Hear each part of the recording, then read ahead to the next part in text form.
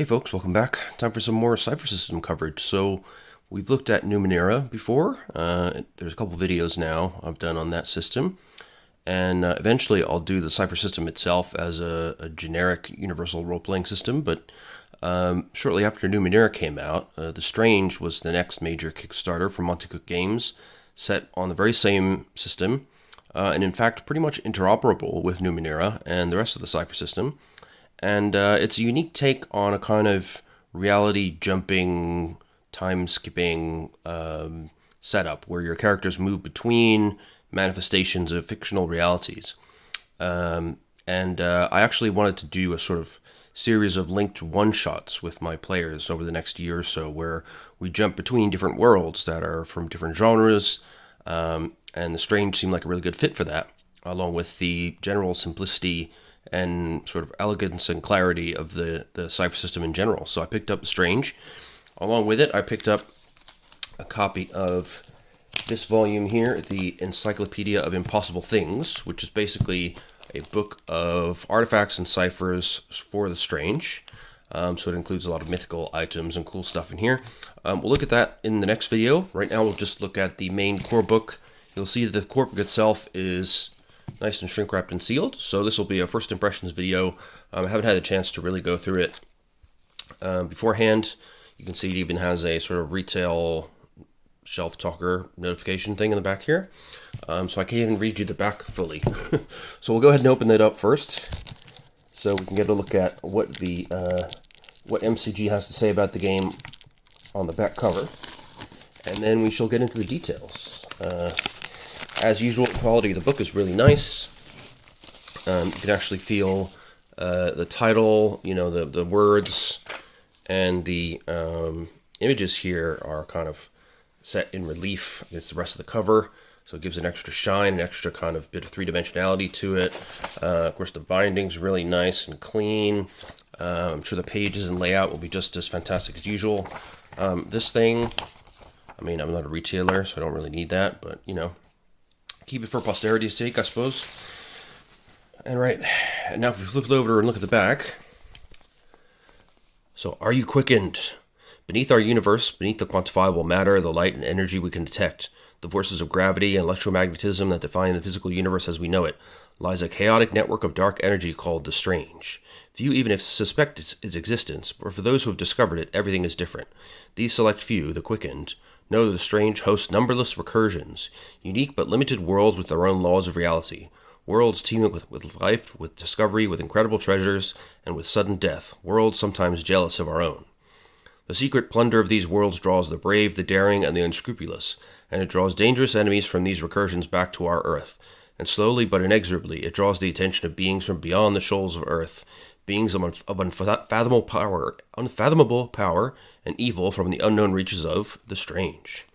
The Strange offers streamlined story-based mechanics, the means for players to create the characters they truly want to play, open-ended gameplay with a strong narrative, a focus on mystery and the unknown, filling players with a sense of wonder, a complete overview of the Strange setting, a bestiary of more than 50 creatures and characters, rules for creating new worlds, and a complete adventure designed to immerse players in the vast wonder that is the Strange. Now, one thing, of course, is that when you set up a game where the basis is that you have this vast alien dark matter network that absorbs kind of ideas from the human world and creates these recursions out of them, you can imagine, you know, setting books that would cover all kinds of like licensed material. Of course, that'd be way too expensive to really do.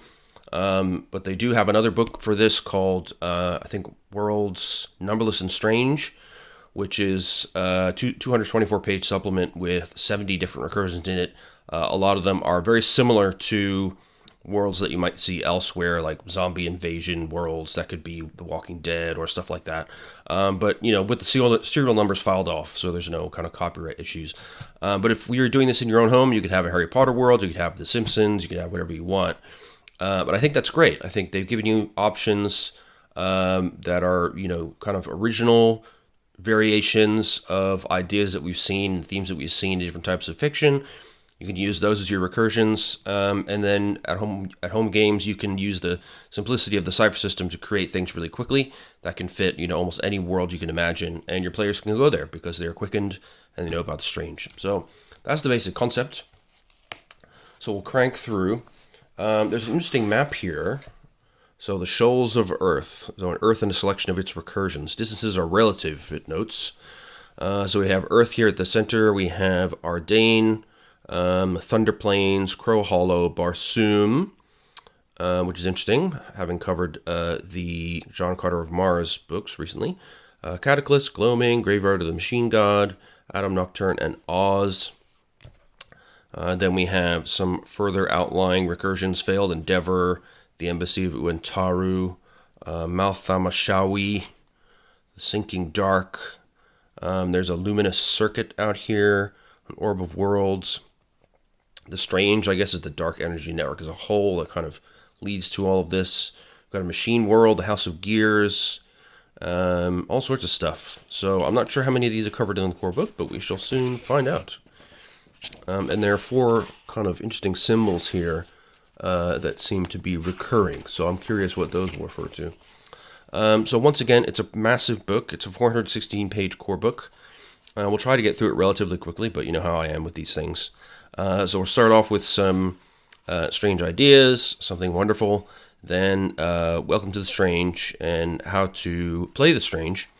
Character creation. So, we know the Cypher system by now, so we won't go into the details of what's a focus, what's a descriptor, but we'll look at the new offerings that they have here for the strange. The rules, again, should be familiar to us, so we'll focus more on the settings. We've got Earth itself, Origin, Rook, Strange, and other recursions. Then we've got a list of characters, including creatures and NPCs. Then we've got the GM section, basically, and a complete adventure from page 385 to 399. And then we've got various appendices, so some resources, glossary, Kickstarter backer listing, all that sort of stuff, and the character sheets.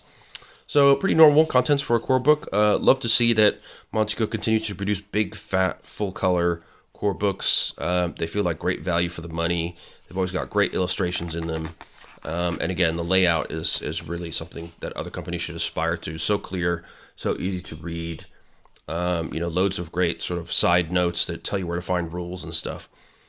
So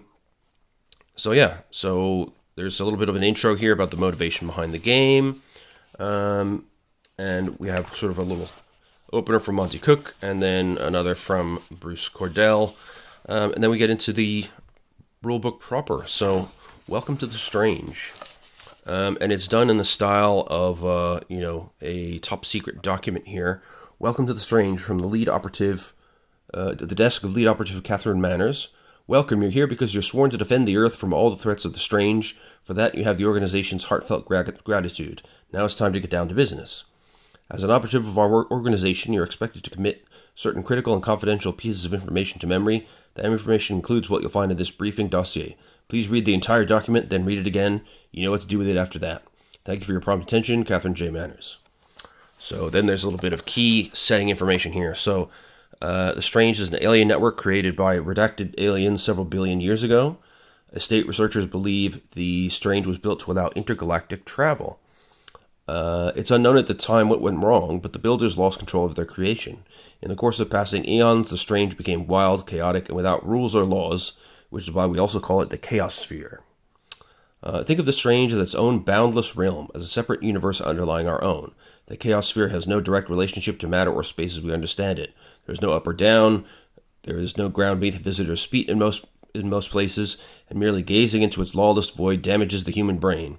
Alienation is the preferred term for the pain and derangement most operatives experience upon visiting the Strange. Creatures live in the Chaotosphere. The worst of these are called planetovores. They thrive on the fact that there are no rules binding them within the Strange. We call these rules planetovores because A, the estate has good evidence that one tried to consume our planet when Earth first discovered the Chaos Sphere, and B, because they redacted. Planetovores can't normally reach areas where natural laws restrict the environment, such as on Earth. Bridges up to Earth can be made either accidentally or purposefully. Finding or constructing such a bridge seems to be the main goal of all planetovores and their intermediaries. Preventing that happening by whatever means necessary is the estate's primary mission. So it seems like in this setting, we are members of sort of an official organization known as the estate. We are in charge of kind of gathering together people who know about the existence of the Strange, who know how to access it, and preventing the unknown and known dangers of the strange from entering the realms of Earth and eating us up or taking us over. So we know that the strange is actually an artificial creation, right? It was created by aliens billions of years ago. It was supposed to be a fast means of travel between galaxies, but it went wrong, took on its own sort of rules or reality, and became something chaotic and uncontrollable. So now we talk about the recursions, the key of the game. So stable regions called recursions exist within the strange. Recursions are like tiny self-contained universes. Each one operates on a particular set of rules, which means that Planet of Wars have almost as difficult a time entering a recursion as they do entering Earth. Earth and the visible universe operate under a familiar set of rules called standard physics, but different recursions allow alternate state of rules. The state is classified the following additional laws under which recursions operate: magic, mad science, psionics, substandard physics, and redacted. Then a few specific recursions are mentioned. So we have Ardain. This is a recursion where magic works, dragons live, and creatures that might as well be demigods exist. Interesting. Rook operates under the law of mad science, and it appears to be populated with Earthlings. Don't be fooled. Rook comes from some place in the universe and has been hiding in the shoals of Earth for thousands of years, possibly much longer. It contains more factions than the estate can track. We believe the most dangerous to be a faction named the Karum, who believe that if Earth were destroyed, Rook would be free. Obviously you, cannot let that happen. Other recursions are created through what we've come to understand as fictional leakage. The upshot of this is that you can probably find aspects of your favorite fictional universe rendered as a recursion. Yes, that means that somewhere around Earth is a recursion featuring a star redacted.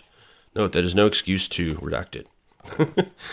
So you get an estate badge, which is to be displayed over the waist at all times while on campus. During your time with the estate, you'll translate between recursions. Sometimes new operatives find the process of transforming into someone with different abilities that may be a different shape to be disconcerting. If you become distressed or confused after translating, tell another operative immediately. Enemies of the estate often target adult operatives first. And then we have a little bit about ciphers. So we're getting into the details of the cipher system a little bit. You've been issued one or more ciphers as beginning operative, a small device that can create a single, often spectacular effect. It may look ordinary, but each one is something special, a manifestation of the strange that we don't fully understand. We expect you to use your ciphers to accomplish your missions. Hoarding ciphers is imprudent and a waste of needed resources. Replacement ciphers are always around the next corner for someone with your abilities. So another reminder that in these games, ciphers are supposed to be used and spent. Don't hoard them up. Spend them. There's always more coming. The translation note here is interesting because one of the side effects of translating between recursions, as I understand it in this game, is that your character transforms to match the rule set that exists in the recursion you translate to. So if you're going somewhere that's a world of superheroes, for example, you will gain the powers of a superhero, and that will change maybe your descriptor, your focus. So you will go through various transformations as you move between universes, which is a pretty fantastic idea. And really kind of allows the Cypher system to flex its muscles in a way, because character descriptions are, really summed up in this kind of elegant, three-word sentence kind of way. It's not so difficult to transform between totally different types of characters. So now we get into how to play.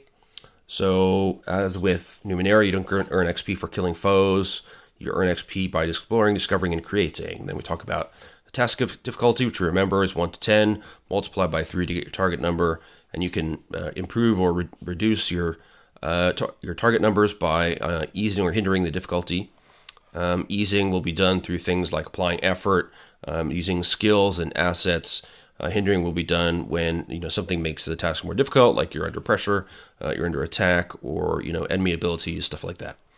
Then some guidance about when to roll. A little bit of guidance about how armor and combat works. Some bonuses you can get. Special rolls. So again, same as Numenera, if you get a natural 19, you get a minor effect. If you get a natural 20, you get a major effect. Then we have the different range bands that are used. So they don't encourage the use of kind of precise measurements of range. Then how XP is awarded, and the use of ciphers. So anoetic ciphers are simple to use. A pill to swallow, a small handheld device with a switch to flip, or a bomb to throw. Occultic ciphers are more complex and more dangerous, but they often have better and more interesting effects. An occultic cipher counts as 2 ciphers for the purposes of determining how many you can bear at the same time. So it also mentions the type of dice you'll need. So basically you need a D20, D6, and a D100, which if you buy a set of cipher dice from MCG, that's what you get. So character creation, we're going to see the new types of characters we can get in the Strange. So once again, everything is the same as in the rest of the Cypher system. We have 3 stat pools, might, speed, and intellect. You have edges, you have effort, all that stuff. Then there's different ways of using effort, how your some examples of how your stats are used, and then the tiers of character power. So it's all, what we're used to from Numenera. There is a guide that helps you directly translate Numenera characters into the Strange and vice versa. But I think, once you understand the rules, it should be pretty easy to do it on your own. And there's another one, I believe, that allows you to translate Cypher characters into either of these 2 games and vice versa as well. So yeah, as before, you have your descriptor, type, and focus as your 3 main elements of your character. So skills are not strictly defined, again, as in Numenera, but here's some examples of things that you could use. You can choose skills that incorporate more than one area or a more specific version of one. You could also make up general professional skills. Other recursions might suggest still more skills. So you might want magical lore if you're in the recursion of Ardain, for example.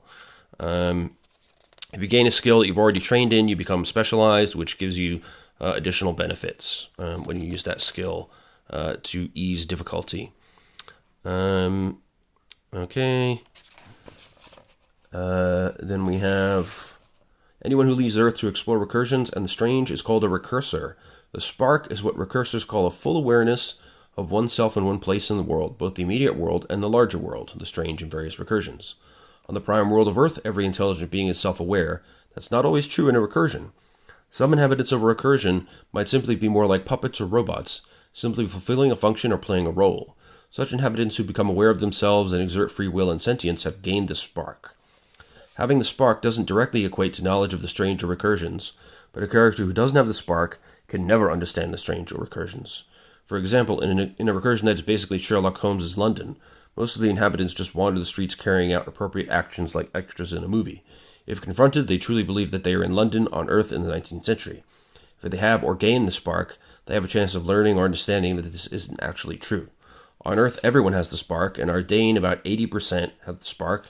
In Rook, nearly 100% do. In a more typical recursion, that number might be more like 10%. So that's pretty interesting. A lot of recursions have a fair number of inhabitants who are basically just automatons. They just fill out the role that fits the nature of the recursion. They fully believe that that's what they should be doing, and that's who they are. They're not self-aware in the sense that a human is. And then beyond that, you have quickened characters, who are those who have the spark and in addition possess a unique connection to the Strange. Quickened characters are very rare, and they may exist only on Earth or in recursions in Earth's shoals. These shoals include Ardain, Rook, or other nearby recursions. Beings on other prime worlds and their nearby recursions might not have this quality ever, which separates Earth from the rest of the universe. This, of course, is only a theory. So then we go into background options. There are different ways that you can kind of confront the existence of the Strange. You may sort of have been forced to confront the impossible. You may have found it through a scientific experiment or an esoteric encounter.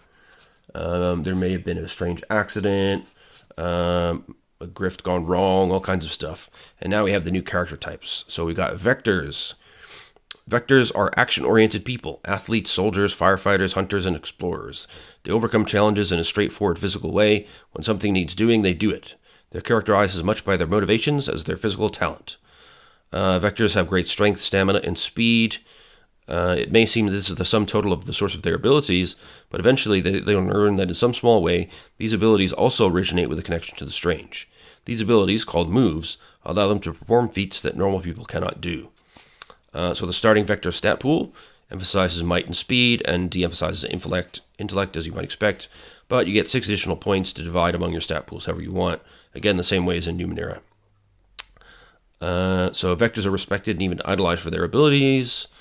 And okay, blah blah blah. Advanced vectors. As vectors gain more experience, their physical talents grow as expressed by their moves. Their strength, dexterity, and stamina improve.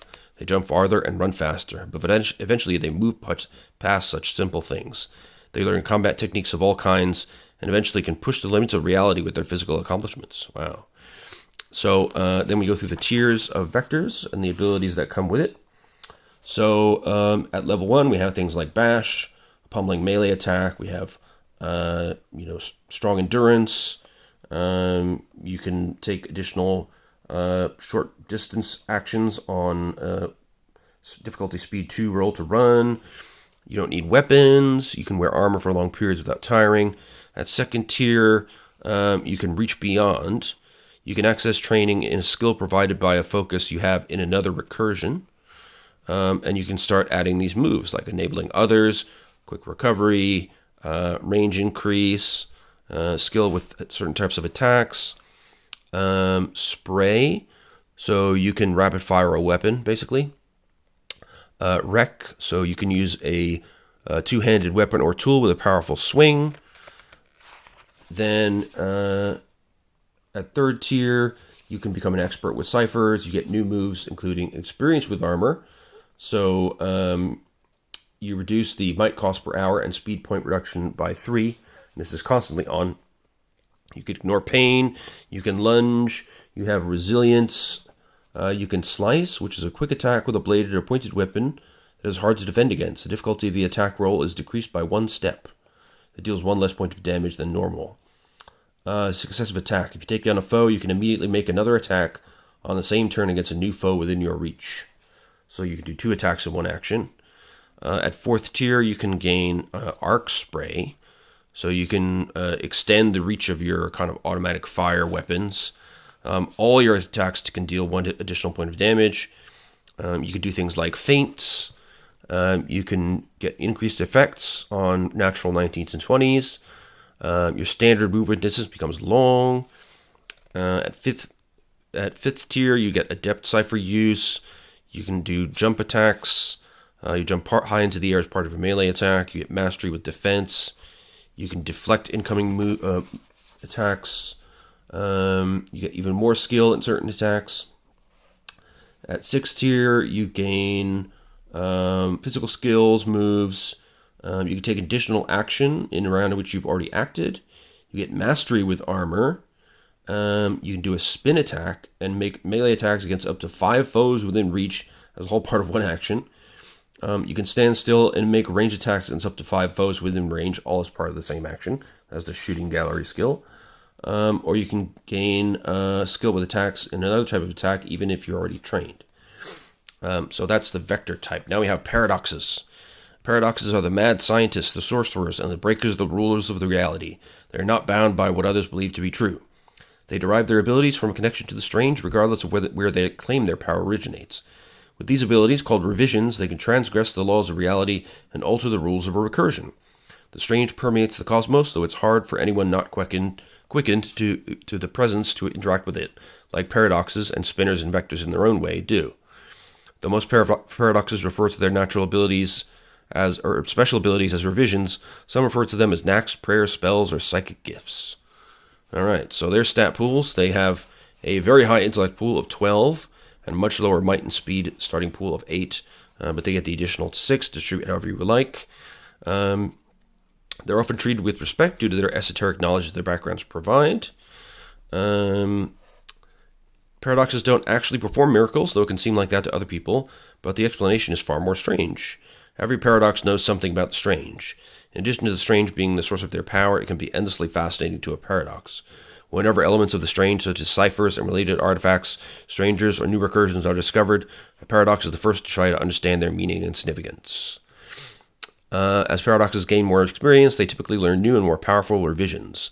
They start out with abilities that allow them to acquire secrets, travel to new recursions with a lot of effort, affect matter, and bend laws of nature in small ways, but eventually they can learn to break the laws of nature, destroy matter, and skip through several recursions using only an effort of will.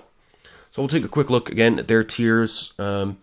At first tier, You are trained in general topics regarding the strange, which is helpful and allows you to know the effect of particular ciphers. Your practice with light weapons. You can translate, so you can choose to initiate, hasten, or ease a translation to a new recursion. You must know that the recursion you are translating to exists. You can tap into the strange to affect the world around you through revisions. Most require that you spend one or more intellect points. So these include things like closed mind, so that helps you with your intellect defense. You have exception. So this creature is jolted by target creature is jolted by a confluence of fundamental forces, 4 points of damage. You can levitate a creature. You can temporarily bend the fundamental force of gravity on a creature or object that is within long range. And you can do premonitions. Despite appearances, reality is quantum and non-causal, which means a careful observer can discover information leaks. You learn one random fact from a person or location that is pertinent to a topic you designate. And you can shatter. You can interrupt the fundamental force holding normal matters together for a moment, creating the detonation of an object you choose within long range. That's very cool.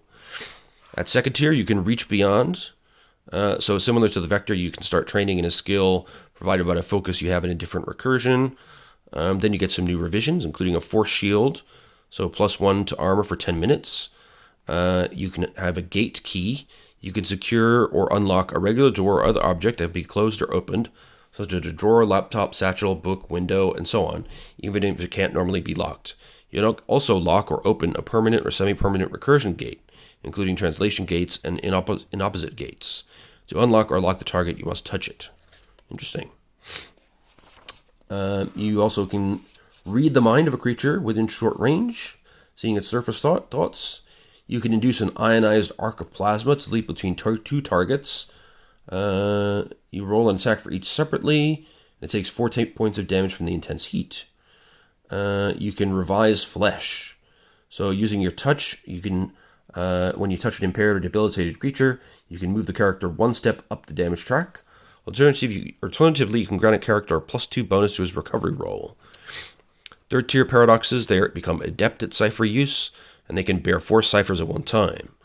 Their new revisions include energy protection. So choose a type of energy that you have experience with, such as heat, sonic, electricity, and so on. You gain +10 to armor against that type of energy for 10 minutes. Alternatively, you gain +1 to armor against damage from that energy for 1 full day. Wow. Eye for the strange. You see a shimmer around objects and creatures that are not native to the current recursion, and around native creatures that possess the spark.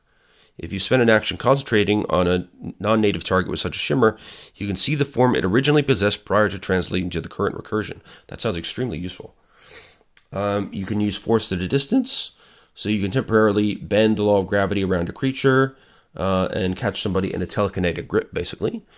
You have psychic precision. You're trained in any mental revision or mental ability that comes from a cipher, an artifact, or your focus.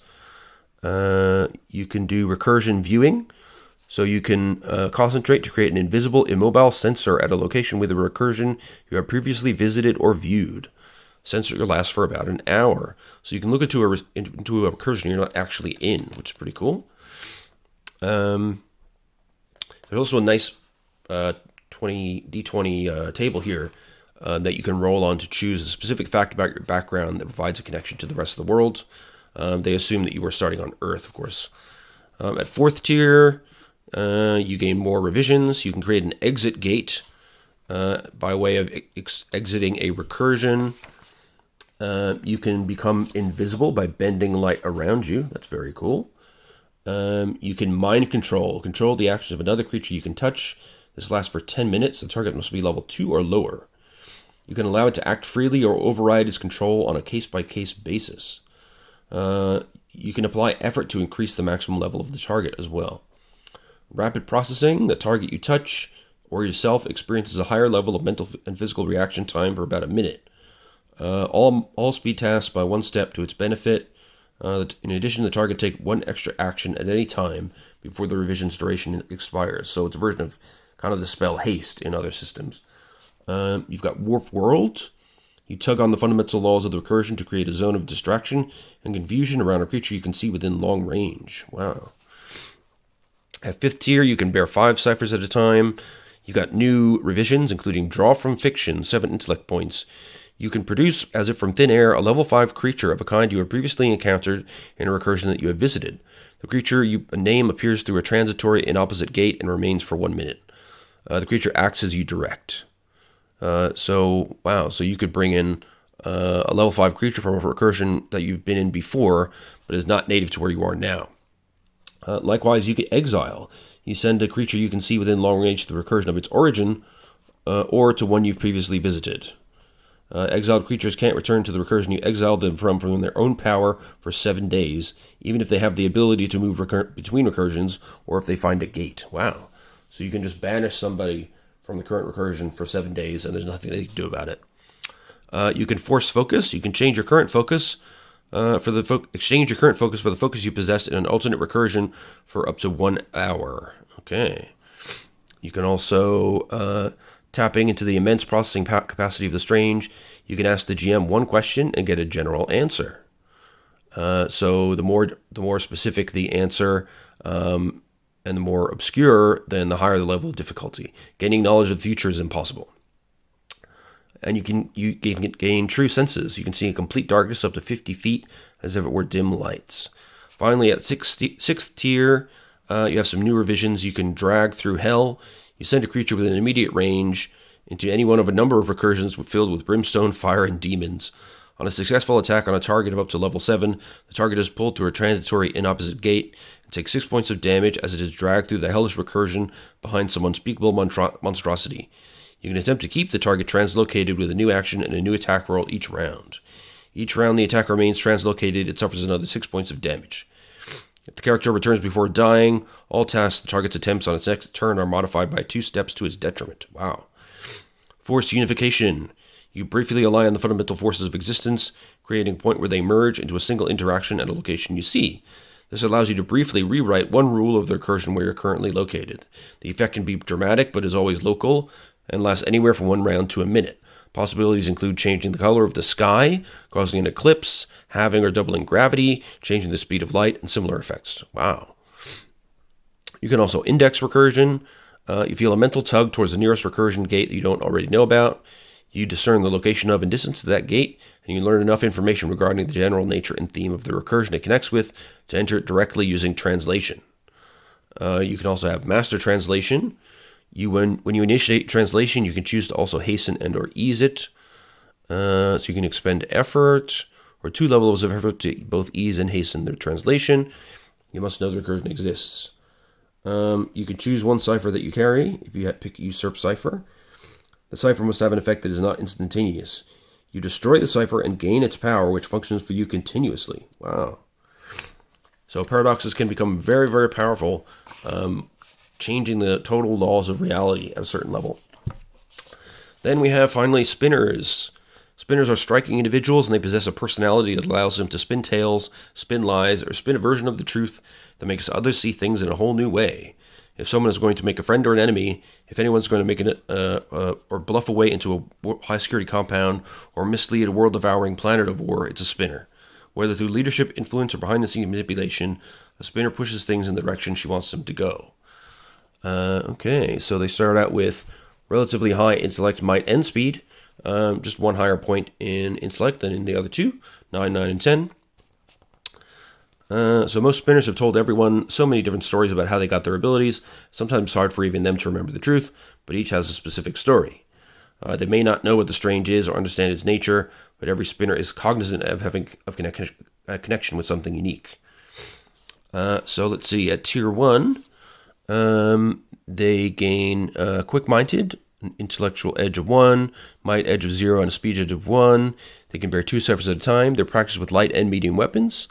They're trained in deceiving, persuading, or intimidating. Choose 1. You can participate in the process of traveling to another recursion, so translation. And twists. You manipulate things, including people, machines, organizations, objects, anything and everything. Some twists are constant ongoing effects, and others are specific actions that usually cost points from one of your stat pools. So you can enthrall. While talking, you grab and keep another creature's attention, even if the creature can't understand you. Even if, for as long as you do nothing but speak, you can't even move, the other creature takes no actions other than to defend itself, even over multiple rounds. Fast talk. When talking with an intelligent creature who can understand you and isn't hostile, you convince that creature to take one reasonable action on the next round. It should not put the creature or its allies in obvious danger or be wildly out of character. Sleight of hand, you can perform small but seemingly impossible tricks. You can make a small object in your hand disappear and move into a desired spot within reach like your pocket. You can also spin encouragement. Your allies within short range modify the difficulty of one of the following task types by one step to their benefit. Defense tasks, attack tasks, or tasks related to any skill that you are trained or specialized in. You can spin identity. You convince all intelligent creatures who can see, hear, and understand you that you are actually someone or something other than who you actually are. You can say things like, we're from the government, I'm just a simple farmer from the next town over, blah, blah, blah. You don't need to disguise. Finally, you can choose understanding. You observe or study a creature or object. Then the next time you interact with that creature or object, the difficulty of the related action is reduced by one step. Second tier spinners, they can gain additional skills. They can use reach beyond, which like the other two character types, you can use skills provided by a focus you have in another recursion. And then they have more twists. So babble, after hearing a language spoken for a few minutes, you can speak it and make yourself understood. Efficiency, you can make a weak rope last longer, coax more speed from a motorcycle, improve the clarity of a camera, etc. You increase an object's level by 2 for 1 minute, or treat the object as an asset that reduces an associated task difficulty by 2 steps for 1 minute. You can also escape, slip through restraints, squeeze through bars, break the grip of a creature holding you, pull free from quicksand, or otherwise get loose from that which is holding you in place. Hand to eye. This twist provides an asset to any task involving manual dexterity, such as pickpocketing, lockpicking, games involving agility, and so on. You can pierce. This is a well-aimed, penetrating range attack, so you get 1 additional point of damage. You can spin an ideal. After interacting with another creature who can hear and understand you for at least 1 minute, you can use a twist to attempt to temporarily impart an ideal to the target that you can't otherwise convince it of. At third tier, you can bear 3 ciphers. You can gain 1 task of your choosing for skills, and you gain some more twists. You can choose blend in, so a creature can still see you, but they attach no importance to your presence for about a minute. While blending in, you're specialized in stealth and speed defense tasks. So that gains you 2 steps, I believe. You can do grand deception. You can convince an intelligent creature that can understand you and isn't hostile of something that is wildly and obviously untrue. Cool. Mind reading, you can read the surface thoughts of a creature within short range, even if the subject doesn't want you to. Oratory, when speaking with a group of intelligent creatures that can understand you and aren't hostile, you can convince them to take 1 reasonable action on the next round. So that kind of extends these twists from the previous tier to a whole group of creatures. You also can spray, so this is the rapid fire ability that we saw with the initial type that we looked at, which I've already forgotten the name of. Who was that? Not the paradox. Vector, that's the one. 4th tier spinners, you get another skill and some more twists, which include anticipating attack. So the difficulty of speed defense rolls are reduced by 1 step for 1 minute. You can do a feint to misdirect your opponent. You can use quick wits. You can spend points from your speed pool instead of intellect pool. That for when performing tasks that normally require an intellect spend. Read the signs. You examine an area and learn precise, useful details about the past. You can ask the GM up to 4 questions about the immediate area, but each requires its own roll. Suggestion. You suggest an action to another creature within immediate range. If the action doesn't seem completely at odds with the creature's nature, the creature follows your suggestion. They must be level 2 or lower. You can apply effort to use this to a higher level creature as well. At 5th tier, you can bear 4 ciphers, you gain a skill, and then you gain twists. Arc spray, so this is a wider use of rapid fire. You can use energy protection, which is what the paradoxes have as well. You can do jury rig, so this is cool. You quickly create an object using what would seem to be entirely inappropriate materials. So you're doing a kind of MacGyver thing. You can make a bomb out of a tin can and some household cleaners, a lockpick out of aluminum foil, or a sword out of broken furniture. The level of the item determines the difficulty of the task, but the appropriateness of the materials modifies it as well. Generally, the object can be longer can be something you can hold in one hand, and it functions once. or in the case of a weapon or similar item, is essentially useful for one encounter. If you spend 10 minutes on the task, you can make it up to a level 5 item. Okay. You can also gain skills with attacks. At 6th tier, you get skills, twists. You gain battle management. As long as you spend your action each round giving orders or advice, the difficulty of attack and defense actions by your allies within short range is decreased by 1 step. Well, that's useful. You gain more skills with attacks. You can use true senses, which is seeing complete darkness again. Word of command. You utter a word so powerful that to fully empower it, you sacrifice a level 6 or higher cipher in your possession. You issue the word of command to one creature within long range that you can see. It does not have to hear you to be affected. Targets native to Earth are affected if you succeed on an intellect roll to persuade. Targets native to a recursion or to the strange are automatically affected. They must obey the command for several hours before they're free to act as you wish. Typical commands include retreat, calm, come, and stay. The GM decides how the target acts once a command is given. Well, very cool. So, as per Numenera, those are the different character types that we have, the vectors, paradox, and spinners. And then we have a variety of descriptors as well. So these will give you different bonuses and malices and stuff. So here we have appealing, brash, clever, fast, graceful, intelligent, lucky, sharp-eyed, skeptical, stealthy, strange, strong, and tough. We won't go through all these, but just a couple of examples. So if you're clever, you'll get +2 to your intelligence pool. You're trained in all interactions involving lies or trickery. You're trained in defense rolls to resist mental effects. You're trained in all tasks involving identifying or assessing dangers, lies, quality, importance, function, or power. You have an inability at studying or retaining trivial knowledge. You see through the schemes of others. And thanks to your clever behavior, you always start with an additional $200 or the local equivalent whenever you appear in a new recursion for the first time. It's pretty useful. And we can look at how about tough. So if you're tough, you get +1 to armor. Add 1 to points you regain when you make a recovery roll. You're trained in might defense actions. You gain an extra light weapon whenever you translate to a different recursion. All very useful for fighting types. And then you have your foci. So there are different foci for the different main recursions in the book. So in Ardain, which has kind of magical rules, you have abides in stone, carries a quiver, slays dragons, works miracles, stuff like that. In Earth, you have conducts weird science, entertains, is licensed to carry, looks for trouble, etc.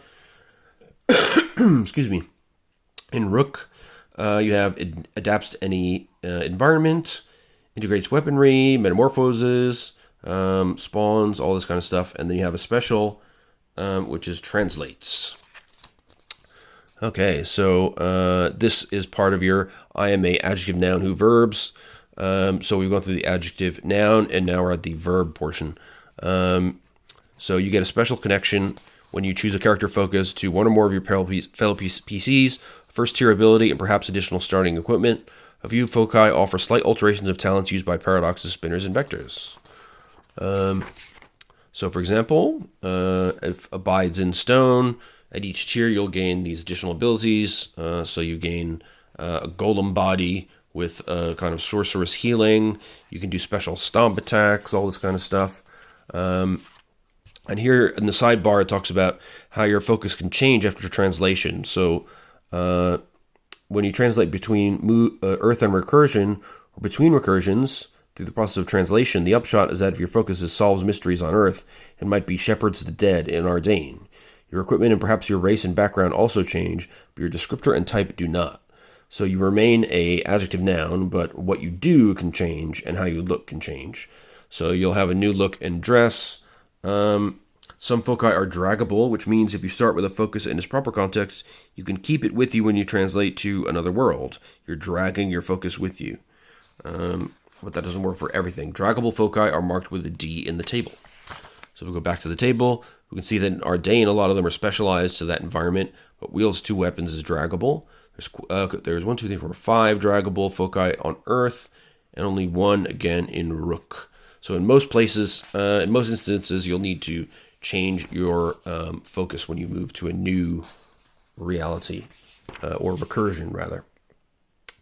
So again, we've got loads of information about each of these different foci and the benefits to, major things like major and minor effects or equipment benefits, Additional abilities you gain at tiers 1 through 6, which again, we won't go through all of them. Embraces Kephilim ancestry. Okay, that's interesting. Then we have entertainers. We have infiltrators. We have integrates weaponry. We have is licensed to carry. So you're good at guns, presumably. And you gain things like gunner talent, practice with guns, careful shot, trained gunner, snapshot. You can make 2 gun attacks in a single action. You can be a legendary gunner, and you can gain special shots. You can shoot an object out of somebody's hand. You can shoot the leg, wing, or other limb it uses to move, reducing maximum movement speed to immediate for a few days, or until it receives expert medical care. Or you can shoot a strap holding a backpack, armor, or similarly strapped on items so that it falls off. Well, that's really useful. So yeah, each of the different foci will give you interesting sets of abilities. So when you combine that with your choice of type and descriptor, you could get a ton of different character concepts. And by the way, there is another expansion book, a 96-page book for the Strange called In Translation, which hugely expands the character options as well. So there's new foci and descriptors and everything for all three types as well. So you can do cool stuff like metamorphosing, operating undercover, soul sorcery, processing information, regenerating tissue, all kinds of stuff. Shepherding the dead. You have a spiritual connection to the Night Vault, where dead souls wander in an extensive series of subterranean tunnels beneath Ardain, chased by Umbra wolves until caught or collected by the Court of Sleep or caught by you. Okay. Sounds like a pretty serious job. You can solve mysteries. You can spawn things. You can create psychic bonds, helpful clones, covering clones, and translate, which is a special focus. This becomes available only after you translate it at least one time. After that, you can choose this focus in whichever recursion you translate to. So once you've actually translated once into a new recursion, this becomes an option to you. So that it does things like improving your reach beyond skill. If you have that at tier 2, it can make you a translation savant. So it reduces the difficulty of translating in various ways. You can, once you've interacted, fought, or observed a creature for at least a minute, you're specialized in tracking it from recursion to recursion, even if the trail has gone cold for up to 33 days. Wow. Lots of cool stuff you can do with that foci. You can do 2 weapons at once. You can work miracles. You can work the system. Then we get equipment. So many recursions have their own currency, or as on Earth, many currencies. Encumbrance and armor are described here. So as in Numenera, there is a might and speed cost to armor while you wear it. But if you are a vector, then you don't have to worry about that stuff so much. As you get higher in tiers, the cost of wearing armor gets lower and lower. Then it lays out to you some examples of light, medium, and heavy armor, which are the 3 types you can have. And likewise, light, heavy, and or light, medium, and heavy weapons. And then some additional stuff like surveillance equipment, other equipment, so first aid kits, smartphones, straitjackets, gas masks, lighters, all that kind of stuff. Then specific equipment for the recursions laid out in the core book. So in Ardain, we have things like shields, chainmail, breastplates, plate armor, scale armor, short bows, whips, battle axes, bows, crossbows, hammers, javelins, etc. Heavy armor or heavy weapons include things like the great axe, heavy crossbow, stuff like that. So everything is more medieval fantasy themed, basically. In Rook, which is the mad science recursion, your armor is stuff like second skin, plasti skin, carapace, heavy carapace, or bio armor. Weapons include things like blowguns, war pistols, needle pistols, death blade, whatever that is, spike pistol. Heavy weapons include slaughter accelerators. Wow. Spike rifle, long range, self-generates ammo. That's cool. Various grenade pods are available. So acid grenades, flame grenades, smoke grenades, or spore grenades. And there are various types of poisons as well. And some new general items available, including breathers, pod launchers, which I guess are for these grenade pods, Wow, that's really cool. And then each of those items has some additional notes where required. And then we have artifacts, of course, which are more fascinating than the typical equipment and usually much more powerful. And unlike ciphers, they are not single use but can be kept around for a long time. Now, the rules of the game, we're just going to skip through most of this because we know this already. We know about task difficulty and the use of skills and assets to lower them.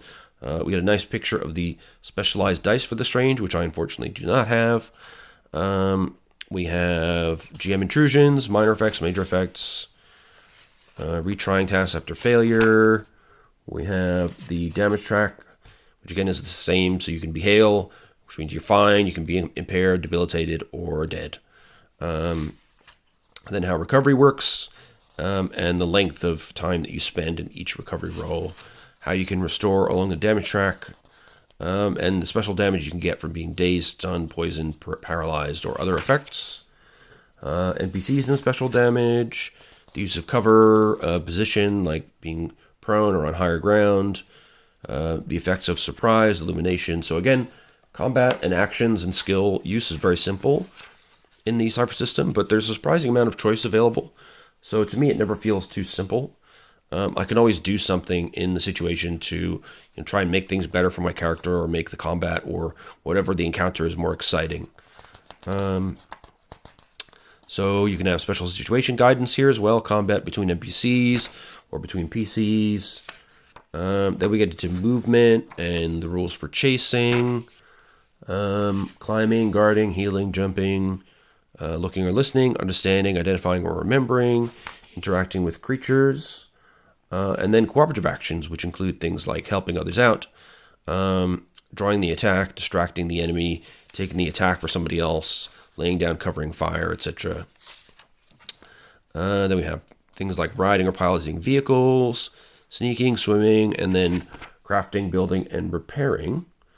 So generally speaking, a device to be crafted requires materials equal to its level and all the levels below it. So a level 5 device requires a level 5 material, level 4 material, level 3, level 2, and level 1, and technically level 0. Players can gloss over much of the crafting details if desired. Gathering all the materials to make a mundane item might not be worth playing out, but then again, it might be. Making a wooden spear in a forest isn't very interesting, but what if the PCs have to make a spear in a treeless desert? Finding the wreckage of something made of wood, or forcing a PC to fashion a spear out of the bones of a target beast, a large beast could be interesting. Then talks about the time required to craft something, and there's a table here as well showing the relative difficulty of crafting something with that is technology from beyond Earth all the way down to something simple like tying a rope or finding a good-sized rock. So it could be anything from a few minutes to many years for the average crafting time. Of course, you can use your abilities and various special things about your connection to the strange to reduce those numbers. So maybe you can create some major technological work in a month instead of many years. Who knows? Then there's use of experience points, GM intrusions, GM awards, discovering things, how to spend XP for short and medium term and long term benefits. Now we get into something more specialized for the strange, which is the translation rules. So here, a 4-hour trance precedes each translation. Once the trance is complete, actual translation is instantaneous if the initiating character succeeds on a translation roll. The trance time can be cut in half or even to just 10 minutes or less if the characters work together to hasten the translation. The physical stress of translation imposes an acclimation period on recursors. During acclimation, a PC is unable to access any focus abilities from the previous recursion or the recursion just entered, unless the focus is the same because the PC dragged it along. So it talks about how to initiate a translation. So you need something typically from that recursion or related to it. Or if you've been there before, you don't need any of that stuff. You then have to enter the translation trance, which must not be interrupted. Then you do a translation roll, which has an advantage if you are a paradox initiating the translation. And you can hasten the translation by helping each other, and the spinner in particular can hasten the speed of translation. They're better than paradoxes at doing so. So then there is a little table here about the desired result. So and then the difficulty of the translation itself. So basically, if you want to do something like the initiating PC relies on a target recursion likeness that helps shape a recursion through fictional leakage, not a likeness of the actual recursion, then that's going to be much harder to successfully do. Whereas if you have, so you're going to a recursion you've been to where you've been to on the last visit, or you have like a piece of some kind of item that is actually part of that recursion, then the translation difficulty is just the recursion level. Then it goes through the different ways of easing the recursion difficulty. I like the description here. So the walls vibrate, colors detach from your surroundings and begin to swirl. Moments before the walls, floor, and ceiling too seem to liquefy and drain down and twist around you. Agony, sharp as an iron hook, snags your heart and pulls you inside out, you and the world. When the sensation fades, you're someplace else and someone else. That, agent, is what translation feels like. Hertzfeld, State Research Chief. So not entirely pleasant. That's why you need a acclimation time to recover. So you can also have translation failure, and there's a D100 table to tell you what happens. You can have complete failure. You don't translate at all. The destination might be the wrong one. You might have double the acclimation time because it's too taxing. Your senses might be blurred for a time. Your reaction will be slowed for a time. You can be weakened. You can be confused. You can be out of sync. You can be entirely out of sync. You can lose all memory of anything that happens 1 hour after arrival. You can have a higher difficulty to adapt to the new recursion. You travel to a location they did not plan on, chosen by the GM.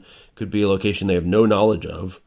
The location is always dangerous, filled with enemies, an environment hostile to character health, and so on. It could be an interrupted translation. So they translate to an entirely different recursion than the one they had intended. Or if you get a catastrophic failure, you roll twice on this table and take both results. So that could be really disastrous. And then translation location, or where do they appear? The default location where the translated characters arrive is the same spot they were in when they last left that destination. If the characters translate to a recursion they've never before visited, the initial destination is determined by the GM. The GM can determine where a translated character appears, although certain default spots within a given recursion draw first-time travelers. So there are certain key locations that perhaps have an extra, connection to the strange and will draw recursors there more readily. Then we have ciphers, which are tied to the strange and not to any one world. So they're usually the only kind of equipment characters carry that translates with them. Generally speaking, PCs can't translate directly into the strange. They must first translate into a recursion. You can also have recursion keys that provide mental directions for a quickened character, allowing you to translate to a specific site within a specified recursion. The key is not a gate. The recursion must still initiate a translation and succeed on the roll normally. The keys themselves do not translate, but you can craft these keys. That's useful. Translating too often puts a certain amount of strain on a creature. Okay, so you try to translate more than once in a single day, you find the process grows more difficult with time. That's true for the whole group. If you translate by rolling very well, if you roll a 19, acclimation time is 0. The difficulty of all tasks relating to the translating character's new foci is decreased by 1 step for 1 hour. If you have a major effect, acclimation time is 0. The difficulty of all tasks relating to translating characters' new foci is decreased by 1 step for 1 day. There we go. And now we have the setting itself. So we talk about the generalities of recursions. So we have recursion gates, which are permanent or transitory connections between two recursions, Earth and a recursion, or even between Earth and the strange itself. Translation gates are rare, permanent connections between two different recursions, or between Earth and a recursion.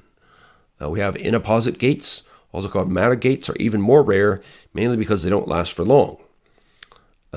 Things that pass through are not translated at all. So when you see abilities from the Paradox character, for example, it talks a lot about inopposite gates. So it's basically bringing in directly creatures and objects from another recursion without translating them into the new recursion. So it'll be something appearing in that recursion that normally would never be there. You can also have a portal sphere, an object able to create a temporary translation or inopposite gate that is linked to a pre-keyed destination. You can have different recursion attributes. So a recursion has levels, it has a broad set of physical laws, standard physics, magic, mad science, psionic, substandard physics, or exotic. The catch-all term for particularly odd recursions. So it might be where the substance of the recursion itself is unusual, such as being composed of living flesh, fire, dream, etc. Generally speaking, a recursion lower than level 4 can't support exotic elements. Recursion that is mature enough could support playable races that are not present on the linked prime world.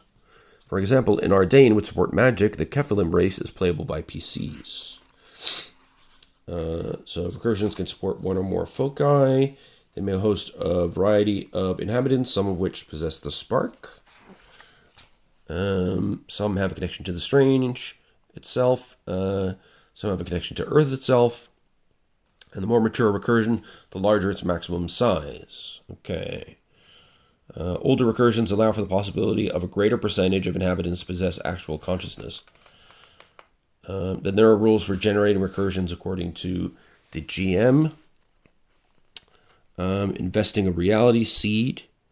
Okay, so this is the formatting process that imprints a seed with selected parameters of the soon-to-be planted recursion. I believe in the World's Numberless and Strange book, there are also rules for creating an individual, private recursion for your character, which is pretty cool as well. Create your own pocket universe and furnish it however you like. And just hang out there when you need to get away from it at all. Sounds pretty nice to me. So here we're going through all the details of setting up recursions and their traits and so forth.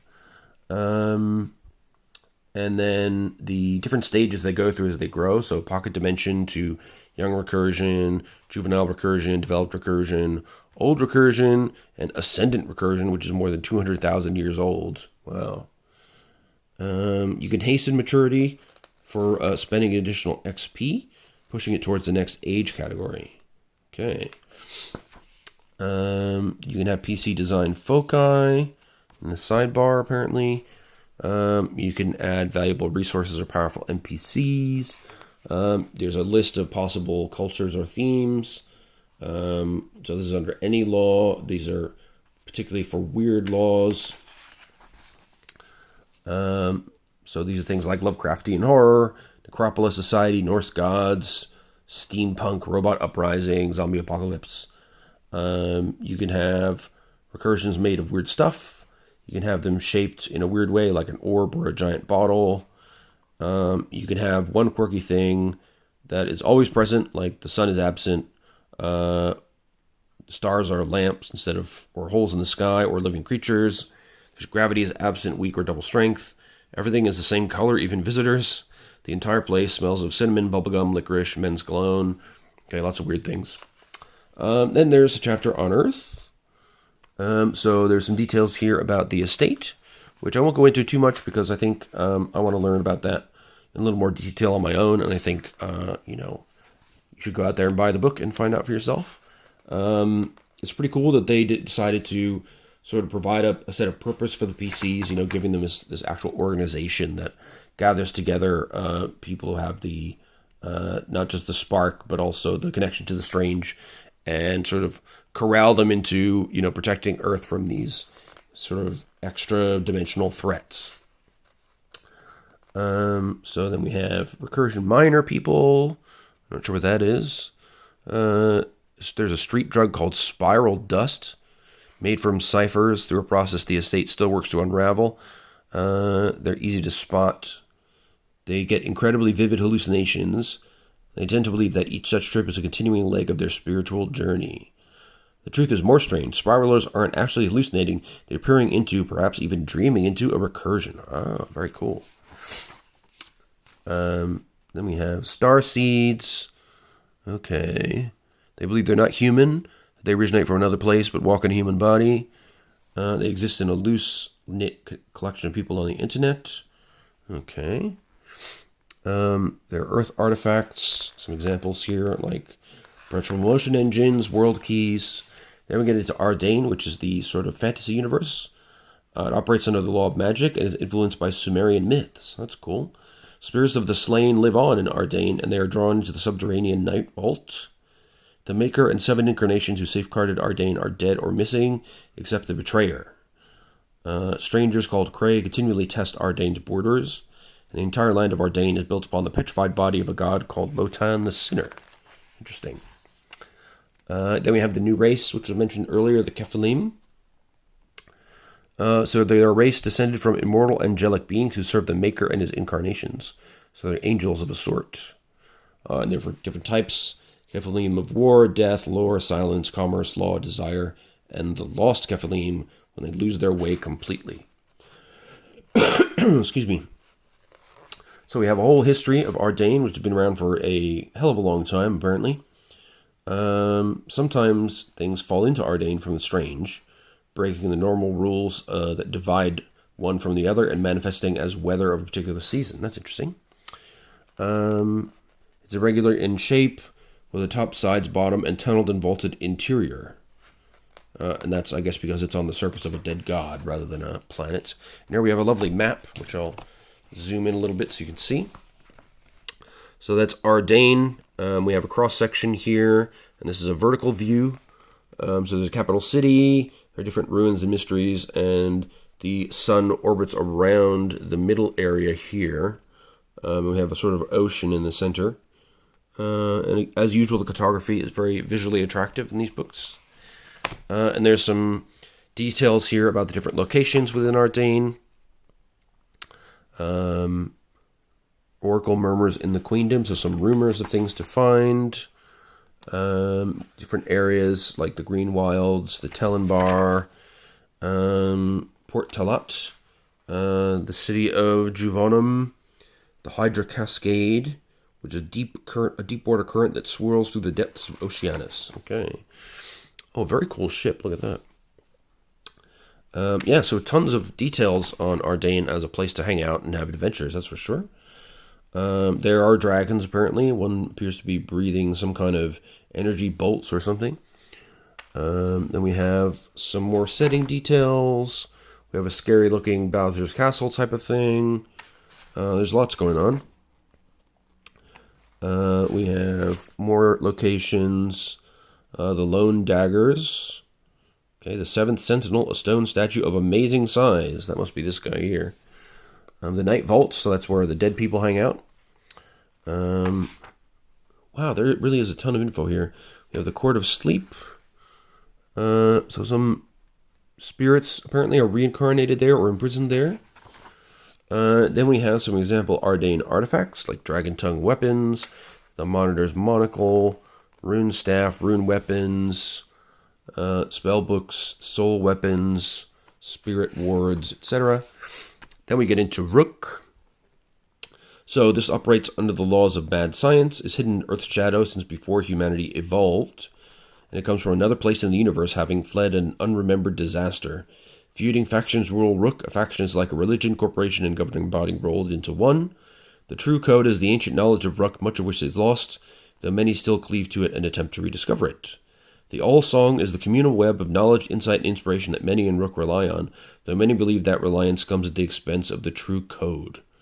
So in size, it's 200 miles across by 50 miles thick. Okay. So there we go. There's a map right at the front here. So we've got, it's kind of a flat world. See the cross-section here. It's a irregularly shaped circle of sorts. We have the Spar Jungle in green and the Gray Forest as well. So, and then a few key lakes and locations. Various cities scattered around the edge here.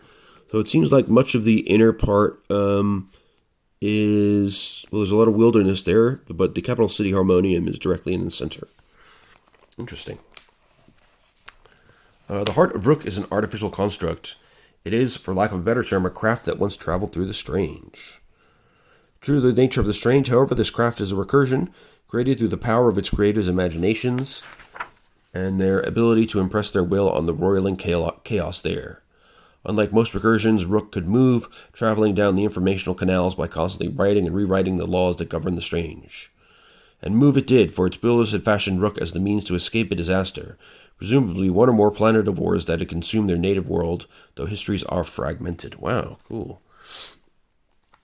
Then we have a sidebar on the true code and the All-Song. Then we have some info on life and Rook and the various different complicated factions, the shape of Rook itself, and then we get into the details, the Spar Jungles and Shattered Waste, the Grey Forests, the factions and the Factual Council. Then we have, some more factions and important people. An agent of the Quiet Cabals, the Karom's public faction headquarters. There's a lot going on here. Oh, come on. Then we have interesting sidebar here. Opportunities in the hub. So some kind of quest seeds here for one of the cities. And we've got, that looks like a giant weird octopus hole thing. Then we've got some various descriptions of smaller cities. So opportunities in the periphery of Rook as well. Then we've got some more areas to visit. The Fortress of Favors, the Onomasticon, the Jir Treads, and then some examples of artifacts of Rook. So Biosplice Companions, Enigmalith, a flat palm-sized stone disc which can be unfolded to create a 6-foot-high monolith. Wow, okay. It's a prison that stores its inmates in abeyance. Okay, cool. You can have metabolism buds, pheromone banners, recursion pods. The pod insinuates vein-like tendrils into that object. Okay. So the pod makes it possible for the mated object to make the transfer between recursions. Both the pod and mated object retain their original forms as if having moved through an inapposite gate. Oh, that's useful. Now we have detail on the Strange itself. So this is about the underlying network. So it's Strange is vast as the real universe that it underlies. Although not originally designed to be so, it's home to many intelligent races and entities. It's a chaotic flow of spiraling fractal patterns, forever iterating in upon itself without end. Okay, then we have our map of the shoals of Earth that's on the end papers. Majority of the Strange is the space in between recursions, which is outside the universe of normal matter, or as a scientist might say, the Strange is hosted beyond the baryonic universe. Without knowing the location of signposts or beacons, Strange is almost impossible to navigate. Okay. So you can travel to Strange, and it was actually designed for travel. Those who can enter it can soar through its chaotic miasma by learning to surf the fractal currents. So you can learn to travel through chaos sphere navigation, fractal surfing. It gives you some difficulty levels for that as well. And then what happens to material from the Strange entering recursions, and natives of the Strange entering recursions. Minds that evolved within the universe of normal matter were not designed for the naked, unprocessed near infinity of the dark energy network. Those who are exposed to it suffer mental and physical consequences called alienation. And there's a table for just how bad that's going to be for you. And then we have some creatures of the Strange. And then the recursion set in the shoals of Earth, and realities and recursions further out. Then we have some examples of ciphers, Fermi paradox, and the dark energy network. So, interesting. So the Strange is, in fact, proposed as the answer to the Fermi paradox, where some precursor alien civilization created the network, an artifact of dark energy, but instead of doing what it was intended to do, the network malfunctioned, grew wild and unmanaged, and ran amok. Instead of transporting it users, it began to trap them. So for the last several billion years, when an alien civilization in the universe of normal matter reaches a certain level of mastery over the universe, it discovers the ever-expanding inflationary network of dark energy called the Strange and attempts to connect to it. Sadly, for anyone who isn't a planetivore, this pings the network, which brings the alien civilization's planet and solar system to the attention of voracious entities that roam the dark energy network. So then at the end it says, so from a certain point of view, the answer to Fermi's question, where is everybody, is simple. They were food. Great. But given that the Fermi paradox is actually an area of my research at the moment, I really like that. So now we have some descriptions of certain locations and landmarks in the Strange. The Sinking Dark. We got a lovely fractal image there. Usable for fractal surfing, I assume. Oh, we got a ship for traveling in the strange, I guess. That's pretty cool. Loose band of scouts, scholars, and adventurers who attempt to chart the strange. Okay. That could be lots of fun. I can already see so many interesting ideas for taking campaigns in this universe. All kinds of interesting locations. So these are some of the outlying recursions. So Malathama's Shawi used to be a planetovore, though it's now in a quiescent stage. Okay. There's a sidebar here about perturbations you can have in the strange. Yeah, failed endeavor. Some kind of massive vessel that departed Rook 300 years ago. Flew free. And yeah, bad things happened to it, basically. And there are some artifacts you can find in the strange. So Chaos Skiff. So various ship configurations rigged with sweeps of glowing fabric. They can use the Chaos Skiff as an asset for fractal surfing. That's cool. Fractal wings, so you can use the wing as an asset for fractal surfing. Gate rings. You can find interface gauntlets, interface discs, minor network terminals. Oh, that must be a planetovore. Much to be avoided. Okay. But you can use planetovore skin to cloak yourself for up to 1 hour, during which time a planetovore class creature regards them as an extension of itself. All right. So then there's a little bit of details here about other recursions. So in Adam Nocturne, everyone is youthful, glamorous, and amazing. Operates under the laws of psionics and is heavily influenced by Earth-based anime tropes. That's cool. It awakens dangerous psychic talent. Yeah. Cataclysts. Okay. So this is a kind of singularity. Cataclyst operates under the laws of mad science and magic and is a place of mutated forests, radioactive cityscapes, gelatinous seas, magic, and mutants. A recursor who comes to Cataclyst can choose to become a mutant. One of the few points of light in a world gone dark is the town of Nuke, built on the edge of an ancient ruined metropolis of leaning and shattered skyscrapers. So I guess the singularity was rather a dystopia than a techno-utopia in this world. So mutants can gain harmful mutations and powerful mutations. Then you have Crow Hollow, most known for its glittering market. An open bazaar that features shopkeepers who hail from alternate recursions. Cool. So a kind of gathering point for shoppers between recursions. Yeah, we've got different factions and interests within there. Then we have the Graveyard of the Machine God, a treacherous recursion of shattered satellites, rusted metals, nanovirus-infected chunks of machinery, and zero gravity. And we have some details about what nanovirus infection entails exactly. We have the Terminal of Communion, a silicon deity. Okay. We have the Thunder Plains. Native Americans have a rich mythology, and at least one version exists as a recursion. Cool. Then we have the Millennium Dance. Okay. So there's quite a bit of cool stuff in the Thunder Plains, actually. So there's the Gloaming, operating under the laws of magic. In the Gloaming, people are scared to go out at night, but they don't usually know why. In the Gloaming, vampires and werewolves are real. So it's kind of a world of darkness kind of vibe. That's pretty cool. Then there's some more recursions. The total number of recursions around Earth is in the hundreds, which makes detailing each and every one of them difficult. To help you flesh out more recursions, you can use the additional notes that follow. So you have Goodland, Pantamal. So it's standard physics, but everybody is an animal, I guess. Singularity, mad science.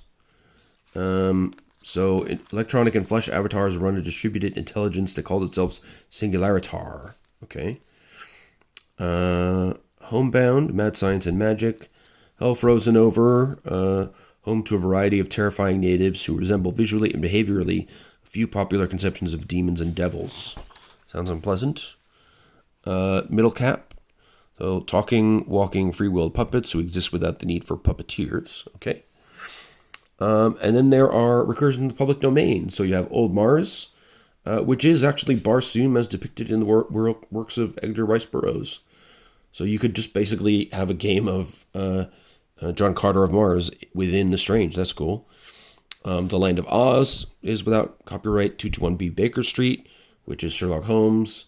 Innsmouth, so anything by H.P. Lovecraft, basically. Wonderland, so Lewis Carroll.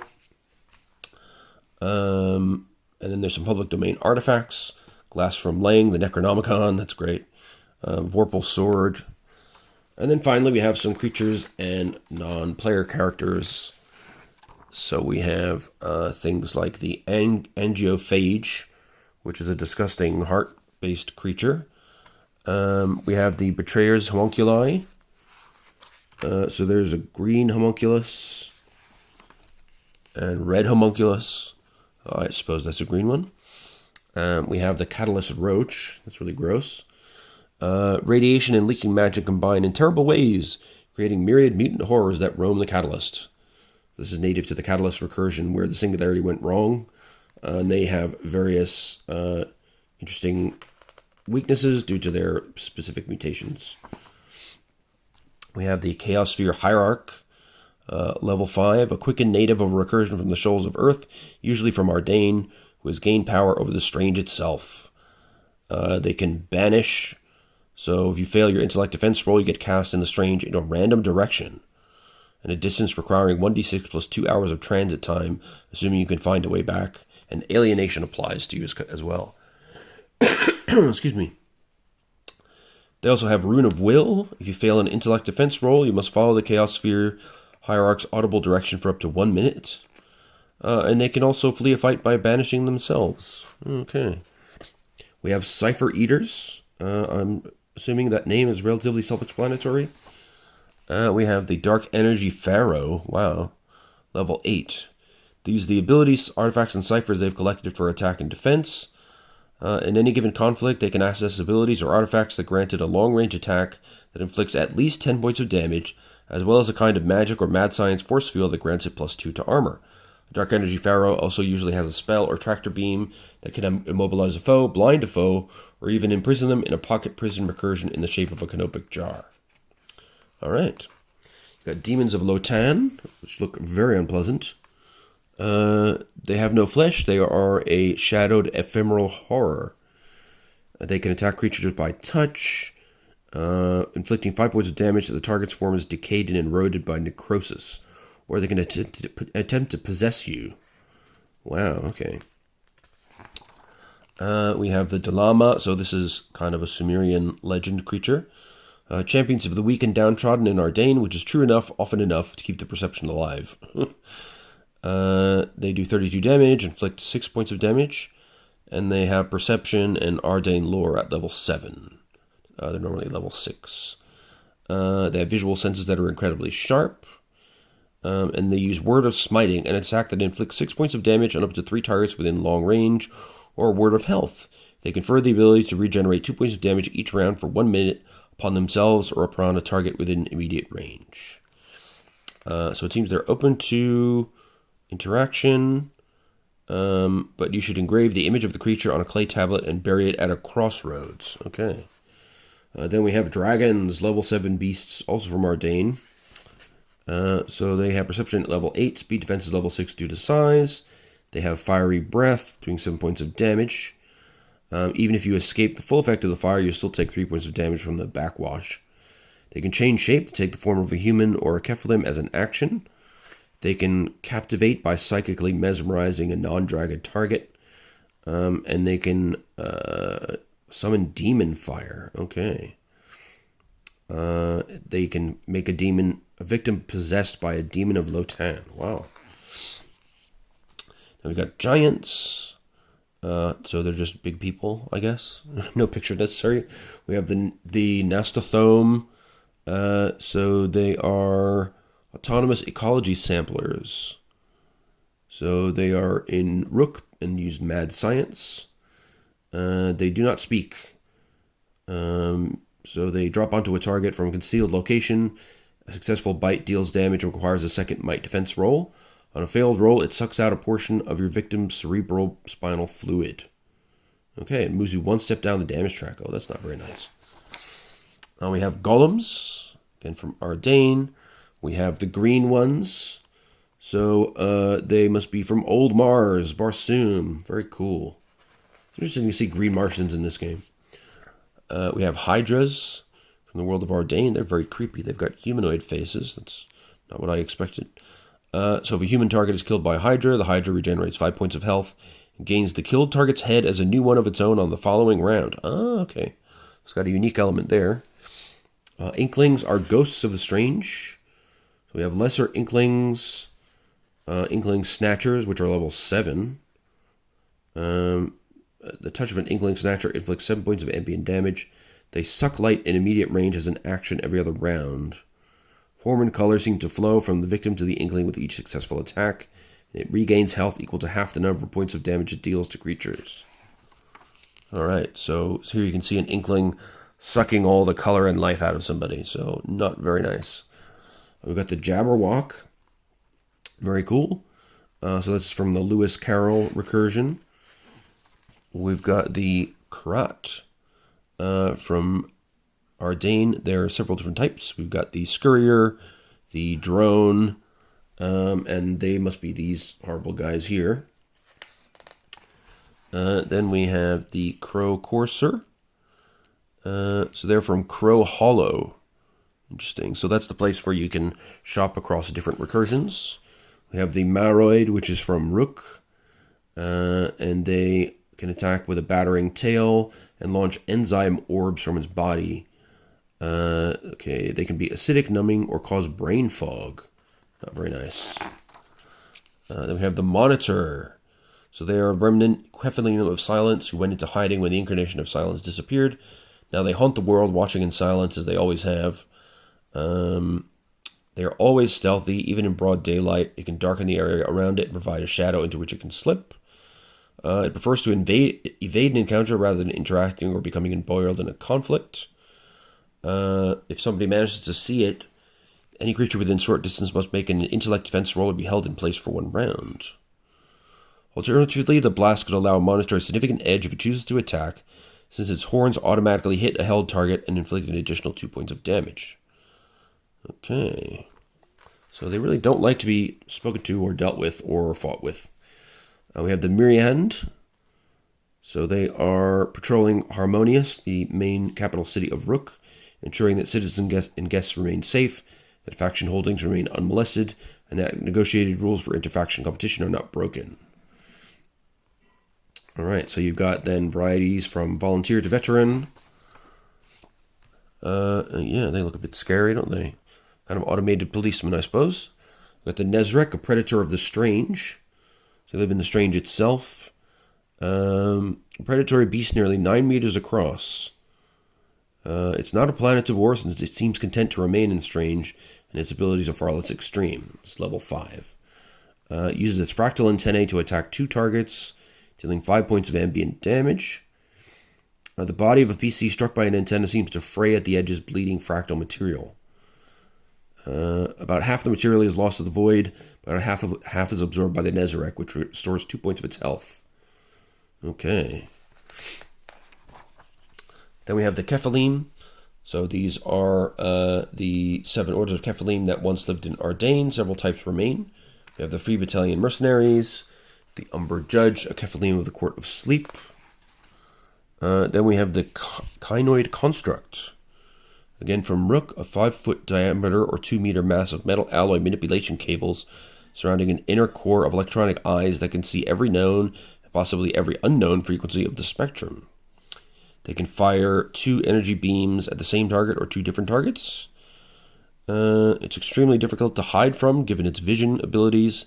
It carefully pulls apart dead or paralyzed victims if allowed the piece to do so, studying the results with great interest. Lovely. Then we have the Deconstructor, which is level 8. So there we go. The touch of an unfurled cable sucks bioelectric energy from living beings and mechanical constructs alike. It can fire 1 missile every hour up to a mile away. All creatures within short range of the impact take 15 points of damage. Yikes. And it restores health every round as well. Then we have the Sarks. They are from Ardain. They are the debased and graceless Kephilim who lost their way during the Age of Myth. We have the lovely Shoggoth, mainstay of the H.P. Lovecraft universe. We have the Sirush, a 20-foot-long lizard-like creature from Ardain. The Soulshorn, which is a very creepy-looking thing. A human or Kephalim that uses specific necromantic sorcery to expunge its own soul without killing itself. Becomes a Soulshorn. It appears to be a living creature, but is considered an undead creature because one automatically reanimates after it dies, returning to perfect health every time. All right. Then we have the Spirit of Wrath. The Spore Worm from Rook. Wow. So it can emit hallucinogens, cause fear, or attraction. We have the Thonix. Looks like particularly dense area of chaotic fractal patterns undulating through the strange. They attempt to wrap a sheet-like body around a target. And if you become wrapped in its body, you deal automatically 5 points of damage that ignores armor to the wrapped foe on subsequent turns. Alternatively, it can automatically absorb the energy of a cipher carried by the wrapped foe. Finally, it might choose to suck energy from an artifact carried by its prey. When it does so, it permanently doubles the artifact's chance of depletion. So they're kind of strange vampires. Then we have Umberwolves. And we have Utricles, free-roaming digestive cysts. Okay, yeah, there's a guy in there. That's really disgusting. We have the Variocaryon. So this seems like somebody who's gone kind of cyber psycho. They've over-modified themselves. A graft addict in the world of mad science. We've got the Vaxed. So many planetivores begin as alien AIs of the baryonic universe who discover the strange, then use the processing power available within the dark energy network to self-evolve and spread. So we have a Sclerid patch at strength 4. We have Sclerid executioners at level 5. So this plant-like creature, its motive is genocide. That's nice. Executioners seek to kill all living creatures and destroy all artificial structures. They do not negotiate.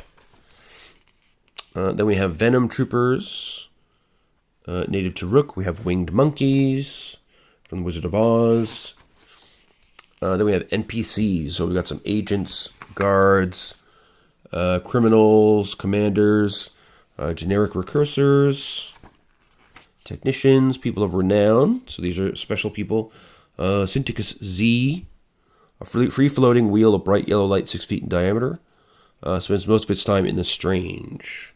We have Professor Moriarty from the world of not H.P. Lovecraft, Sherlock Holmes. Yep. And then we have the GM section. So some info about ciphers in the strange and a list of 100 possible examples. So we've got things like poison antidotes. We've got attractors that attract other items. We've got armor reinforcers, condition removers, curatives, curse bringers, dark sight, which lets you see in the dark for 8 hours. We've got effect enhancers, effort enhancers, flash bursts, focus hooks, grenades of different types, including a recursion grenade. Explodes and creates a momentary inopposite gate. Creatures within immediate range are sucked into a random recursion. Oh, that's cool. Manipulation beams, intellect boosters, knowledge enhancements. I'm not going to go too much into these because we got a whole book of additional recursions, or not recursions, but ciphers and artifacts in the second volume we'll look at in this series.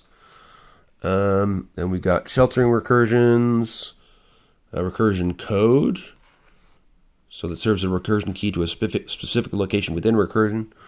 We got sleep inducers, stasis keepers. Oh, there's a ton of stuff in here. Then we've got setting difficulty ranks and other tips for the GM. Being consistent, how to use GM intrusions, the advantages of the Cypher system for GMing, which are many and varied, I believe. Intrusion through player roles or bad luck, dealing with fumbles and partial successes, adjudicating, sticking to game logic, dealing with character abilities. All really good advice, especially for new GMs. I mean, the whole system is really friendly to GMs, not just in the layout and the simplicity of the rules and the elegance of the game systems, but they really knock it out of the park as well with GM advice, in my opinion. Plus, they offer lots of different sort of house rules that you can just bend into your game if you find something in the system not to your liking. So, for example, you can add lasting damage or permanent damage if you don't like the sort of recovering HP and being fine element. There are tips about customizing foci, new XP rules, and then there's a whole chapter on building up combats, encounters, and stories in the Strange, preparing for sessions, what you need to work out before you get started and sat down at the table. When you're dealing with mature themes, and to make sure that you get consent and that everybody's off on the same page before you get started with that. Setting up interesting encounters that are not just like toe-to-toe fights, but having interactions, having different environments, stuff like that. How to resolve encounters. It gives you also kind of an idea for level balancing encounters as well. If encounters aren't tough enough, then you can add some things like beefing up the foes, enemies that harm equipment, other types of damage, enemies that work together. There's just so many great tips in here. How to deal with higher tier characters is always challenging. Then there's a nice example of play in here, which goes on for a number of pages as well. Very, very cool. So then there's how to introduce characters to the Strange. These are tips that are specific to the world of the Strange.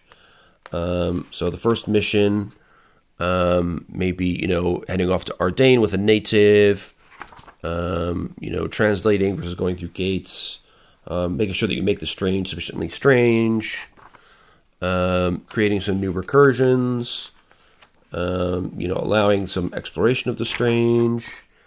And then we have a full intro adventure, The Case of Tom Mallard, which I won't discuss really at all, because that would be spoiler alert like crazy. But it's really, really nice that it's here. And so finally, we come to the end of the core book. And I really got to say, I'm very impressed. There's an unfoldable map as well, by the way. As usual, I'm very impressed with the quality of the book from Monte Cook Games. I love the shiny, kind of embossed elements on the covers. The layout of all the pages is beautiful. I love the rules cross-referencing, the additional notes in the margins. All the sidebars are great. GM guidance is great. There's loads of brilliant ideas for some basic recursions. There are dozens upon dozens of ciphers and artifacts to use right off the bat. And of course, you can immediately supplement those with stuff like what we'll cover in the next video, which is the Encyclopedia of Impossible Things. I do plan to get pretty much everything there is for the Strange at some point, because I love the idea so much, and I want to use it, as I said, as a centerpiece for a longer campaign within Cypher. So I hope that was useful for some of you. Sorry about the length being even longer than usual, but there was a lot to cover in this book. It's really big. There's tons in it. If you like the idea and the concept, it's well worth buying. And it's still freely available from Monte Cook Games directly or from your local friendly game store. So go and look for it. Enjoy it. Let me know what you think in the comments. And until then, take care, and I'll see you next time. All right? Bye-bye.